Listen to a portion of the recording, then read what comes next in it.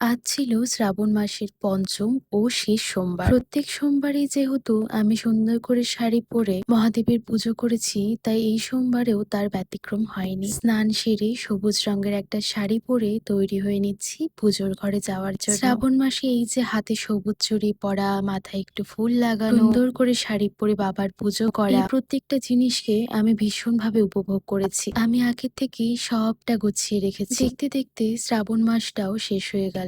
আবারও একটা বছরের অপেক্ষা। মহাদেবের আশীর্বাদে যেন সবাই খুব ভালো থাকে, সুস্থ থাকে। আমার প্রত্যেকটা শিব পুজোর ভিডিওতে একটা কমন প্রশ্ন আছে যে শিব ঠাকুরকে লাল জবা ফুল দিতে নেই, কিন্তু শিব পুরাণে বর্ণিত আছে শিব ঠাকুরকে লাল জবা ফুল অর্পণ করলে শত্রু বিনাশ হয়। সে কারণেই আমি প্রত্যেক সোমবার গৌরী পীঠে জবা ফুল অর্পণ করি। অনেক ছোট থেকেই আমার পুজো পাঠ নিয়ে বিশেষ আগ্রহ ছিল, তাই একবারে আমি কখনোই সব নিয়ম জানতে পারিনি, কিন্তু আস্তে আস্তে জানার চেষ্টাটুকু করেছি। এখনো অনেক কিছুতেই ভুল হয়, তোমাদের কাছ থেকে অনেক কিছুই জানতে পারি, সেগুলো আমি পরিবর্তন করার চেষ্টা করি। যেমন আমি দুটো শিবলিঙ্গ একসাথে রাখা যায় না, এই বিষয়টি জানতাম না, তোমরা বলার পরেই এই বিষয়টা আমি জেনেছি। বাবাকে অষ্টগন্ধা দিয়ে ভালো করে তিলক পরিয়ে 8টি নিখুঁত বেলপাতা বাবাকে অর্পণ করলাম। বেলপাতা বাবার ভীষণ প্রিয়, আর বেলপাতা অর্পণ করলে মনস্কামনা পূর্ণ হয়। আজকে দেখে জানিও আমার বাবাকে কেমন লাগছে দেখতে। এবার করে নিচ্ছি মহাদেবের আরতি। প্রত্যেক সোমবারই আমি বাবাকে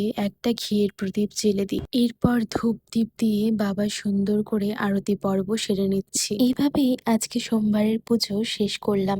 তোমাদের কেমন লাগলো অবশ্যই কমেন্ট করে জানিও। আর পুজোর পর একটু খিচুড়ি প্রসাদ খাবো না, এটা তো হতেই পারে না। চালে ডালে এরকম নরম করে বানিয়ে নিয়েছিলাম গরম গরম খিচুড়ি, আর সাথে না আজ কোনো সবজি বানাইনি, বানিয়েছিলাম পাঁপড় ভাজা আর বেশ খানিকটা বাদাম ভাজা। আমাদের এই বাড়িতে না সবাই খিচুড়ির সাথে বাদাম ভাজা খেতে ভীষণ ভালোবাসে, আর সাথে করেছিলাম একটু পায়েস। আজ দুপুরের লাঞ্চটা এই দিয়েই আমরা সেরেছি।